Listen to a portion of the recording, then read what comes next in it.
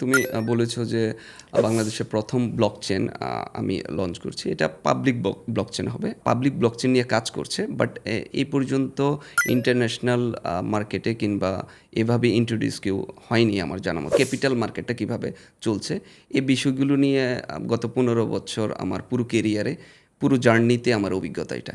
2011 থেকে যখন আমি ফরেক্স ট্রেডিং শুরু করেছি, 2015 গিয়ে ইন্টারন্যাশনাল একটা কোম্পানিতে ইউকে বেসড, সেখানে আমি অ্যাজ এ ফান্ড ম্যানেজার হিসাবে 3 বছর কাজ করেছি।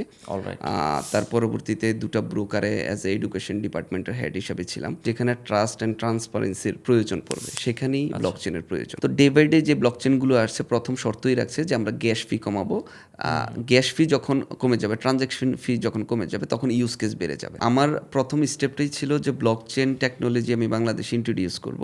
সেই ক্ষেত্রে আমি কতটুক আসলে এই বিষয়টা সম্পর্কে জেনে রাখছি, মানে আপনার নলেজ আছে। যেমন আমাদের গত বছর ব্লকচেন লাইফ 2024 একটা প্রোগ্রাম হয়েছে দুবাইতে, ওদিকে আমরা যে স্পন্সর হিসাবে ছিলাম।